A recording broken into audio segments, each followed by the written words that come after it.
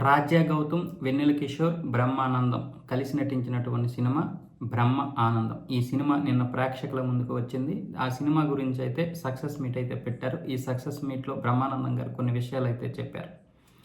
ఎప్పుడూ కూడా 20, 25 సంవత్సరాలు దాటిన తర్వాత ఏ తండ్రి కూడా తమ పిల్లల్ని అదుపాజ్ఞలో ఉండాలని కోరుకోకూడదు. అది చాలా దుర్మార్గమైనటువంటి ఆలోచన. వాళ్ళ రెక్కలు వచ్చినప్పుడు వాళ్ళు ఎగిరిపోవాలి. అంతేగాని నువ్వెంత ఎత్తుకే ఎదుగు అంటూ కొన్ని నిబంధనలు అయితే పెట్టకూడదు. అలా పెట్టడం వల్లే యువత గాడి తప్పుతోందేమో అని నా అభిప్రాయం అంటూ బ్రహ్మానందం గారు అయితే చెప్పడం జరిగింది. అలాగే కొంతమంది యువ దర్శకులు నా దగ్గరికి వస్తారు. నిడివి తక్కువ ఉంది సార్, మిమ్మల్ని చూసి పెరిగి ఉంటాం. నా సినిమాలో ఒక చిన్న పాత్ర చేయండి, మిమ్మల్ని దర్శకత్వం చేశాననే సంతృప్తి నాకు ఉంటుంది అంటూ వస్తారు.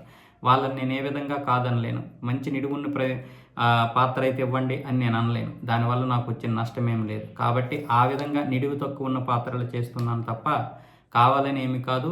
యువ దర్శకులు ఇది చేయడం వల్ల కూడా కాదు. కాబట్టి ఇప్పటికే నేనైతే చాలా సినిమాల్లో నటించాను. ఇక నేనైతే యువ దర్శకులు రిక్వెస్ట్ చేస్తున్నారు కాబట్టి, వాళ్ళు వికసించే మొగ్గలు కాబట్టి, వాళ్ళని ప్రోత్సహించాలి కాబట్టి నటిస్తున్నాను తప్ప ఇక నా మనవడు మనవరాళ్ళతో నేను ఆడుకోవడానికే ఇంట్రెస్ట్ చూపిస్తానని అయితే బ్రహ్మానందం గారు చెప్పారు. దయచేసి ఏ తల్లిదండ్రులు కూడా పిల్లల్ని అదుపాజ్ఞలో పెట్టాలని మాత్రం ప్రయత్నించకండి.